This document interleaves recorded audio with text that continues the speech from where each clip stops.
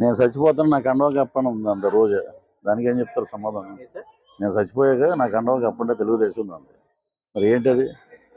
ఇది కాదండి. ఒక మనోభావాలు, మనస్పర్ధలు, అహంకారపూరితం ఏదైనా సరే 6 అడుగుల గోతులోకి ఎవడైనా వెళ్ళేది. అహంకారంతో జీవితాలు నాశనం అయిపోతాయి. పదవులు శాశ్వతం కాదు. మాకేంటంటే కష్టపడి పనిచేసాం. పని ఫస్ట్ గర్వంగా 175 మంది ఎమ్మెల్యేల్లో సిన్సియర్గా జనాల్లోకి వెళ్ళి తిరిగింది ఒక పృథ్వీరాజు. పార్టీ వచ్చినప్పుడు కదా, అపోజిషన్లో ఉన్నప్పుడు కూడా. కానీ వాళ్ళు ఏంటంటే వీడు వద్దు అంటే, మీరు గతంలో ఆలోచించాలి. ఎవరికి లేని ఇది నాకేందుకు పెట్టారు? అది వాళ్ళ విఘ్నతగా వదిలేసాం. శ్రీపాద వల్లభుడు ఈ క్షేత్రంలో ఆ దరిద్రుల గురించి అసలు మనం మాట్లాడకూడదు. పుణ్యక్షేత్రం ఇది. ఆ భగవంతుడే చూసుకుంటాడు మొత్తం. శ్రీ వెంకటేశ్వర స్వామి దేవస్థానం నాశనం చేశారు. ఇంకా త్వరలోనే ఆ పనిష్మెంటు మే 13వ తారీఖున భగవంతుడు ఇస్తాడు. దరిద్రం అనిపించుకున్నాక ఆ దరిద్రంలో మనకి టైం బాగాలేనప్పుడు ప్రతి ఒక్కరు జీవితంలో, మీ జీవితంలో కూడా జరిగి ఉంటుంది. టైం బాగాలేనప్పుడు ఒక యాక్సిడెంట్ అవ్వచ్చు, ఒక ఇది జరగవచ్చు, ఒక కుటుంబంలో ఏదైనా జరగవచ్చు. టైం బాగాలేదు, వెళ్ళాం, ఇది ఇంత దుర్మార్గుడి దగ్గర మనం ఉండకూడదు అని బయటకు వచ్చాం. కరోనా అప్పుడు నేను అక్కడ పదవిలోనే ఉన్నా, నాకు అసలు బెడ్ లేదు.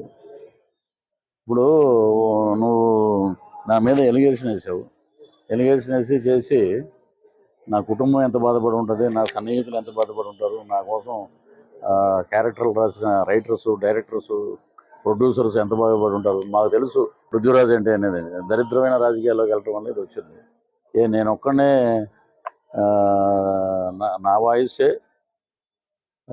Correct, పృథ్వీరాజే correct. మరి మిగతా వాళ్ళ పరిస్థితి ఏంటి? ఉంటే అన్న ఉండాలి, లేకపోతే కొండ ఉండాలి. ఆ రెండూ లేవు. కష్టపడి పని చేసాం. తర్వాత ఇలాంటి దుర్మార్గుల దగ్గర మనం ఉన్నాం. కరోనాలో 50-50 ఛాన్సెస్ ఉన్నాయని చెప్పారు నాకు అప్పుడు. ఆ టైంలో మెగా ఫ్యామిలీ, మెగా కుటుంబం నుంచి నాగబాబు గారు నాకు ఫోన్ చేసి ఇమీడియట్గా నాకు బెడ్ ఇప్పించి దగ్గర బోడం లక్షలు ఖర్చు పెట్టి పునర్జన్మనిచ్చారు వెంకటేశ్వర స్వామికి, అలాగే లక్ష్మీ నరసింహస్వామికి, మెగా ఫ్యామిలీకి. ఇప్పుడు వచ్చిన శ్రీపాద వల్లభ ఆ స్వామి ఆశీస్సులు ఉండబట్టే మళ్ళీ బతికాం. అది ఈ బతుక్కి ఒక సార్థకం ఉంది. కాబట్టి ఎవరో కోసం మనం మైకి పట్టుకోవాల్సిన అవసరం లేదు. మన కుటుంబం కోసం మైకి పట్టుకుందాం, మనకి జన్మనిచ్చిన వాళ్ళ కోసం మైకి పట్టుకుందాం.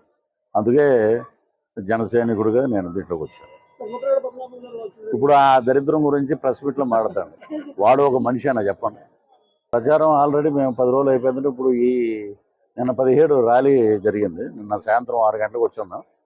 ఆ ర్యాలీలో మన వర్మ గారు, అలాగే గొల్లపూర్లు ర్యాలీ, వర్మ గారు, నాగబాబు గారు, వారితో పాటు నేను మొత్తం ప్రచారం చేసి వచ్చాము.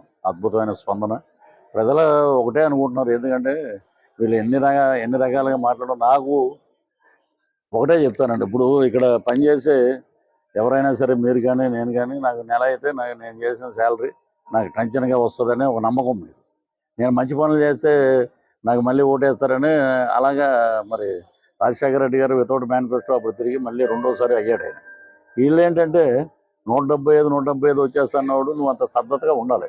నువ్వేమో ప్రతి ఒక్కడి మీద ఎదురుపడి ఈ పవన్ కళ్యాణ్ గారు అసెంబ్లీ రాకూడదు, ఏం వస్తే మీకు ఏం చేసి మీ భాగోతాలు బయటపడతాయి. మీరేంటంటే జగన్మోహన్ రెడ్డి లాంటి వాళ్ళు స్ట్రీట్కి ఒకడు ఉంటాడు, పవన్ కళ్యాణ్ లాంటి వాడు స్టేట్కి ఒకడు ఉంటాడు. ఇక్కడికి రావడం అనేది నిజంగా గొప్ప అదృష్టం. సంకల్పం లేదే మన శ్రీపాద వల్లభ స్వామిని దర్శించుకోలేం. అలాగే అష్టాదశపీఠాల అమ్మవారిని, పురోహితుగా అమ్మవారిని దర్శించుకున్నాం. నిజంగా చాలా ఆనందంగా ఉంది. ఇంకా మిగతా విషయాలన్నీ మాట్లాడతాం. కానీ ఇది మటుకు మహారాష్ట్ర. మేము మొన్న ఇండోర్ వెళ్ళినప్పుడు హిందీ వెబ్ సిరీస్కి వెళ్తే శ్రీపాద వల్లభ స్వామి గురించి మహారాష్ట్ర వాళ్ళు చాలామంది ఇక్కడికి వస్తుంటారంట దత్త జయంతి అప్పుడు. నిజంగా చాలా ఆనందపడ్డమాట. అలాంటిది ఒక పెద్ద హబ్ లాగా అయ్యి ఒక బ్రహ్మాండమైన, మనకి ఎలాగంటే ఒక ఉజ్జయిని, ఒక కాశీ, అలాగా మన ఆల్రెడీ మనకి అంత పేరుంది. ఇంకా అద్భుతంగా ఆ భగవంతుడు ఈ క్షేత్రాన్ని ఇంకా అద్భుతంగా ముందుకు తీసుకెళ్లాలని మనస్ఫూర్తిగా కోరుకుంటూ, ఇక్కడికి మేము కూడా ఒక అద్భుతమైన కార్యం కోసం వచ్చాం. అంటే ఈ పాలిటిక్స్ ఇవన్నీ ఉన్నాయి కాబట్టి ఎలక్షన్ కోడ్ అది మా ప్రెస్ మీట్లో చెప్తాం. ఆ ఆ కార్యం నెరవేరాలని, ఆంధ్ర రాష్ట్రం సుభిక్షంగా ఉండాలని మేము శ్రీపాద వల్లభుడు ఆశీస్సులు తీసుకుని మొదలు పెడుతున్నాం. మొత్తం ఆంధ్రప్రదేశ్ అంతా ఆల్రెడీ మేము అటు తిరిగి వచ్చాము, ఉత్తరాంధ్ర అంతా 10 రోజులు.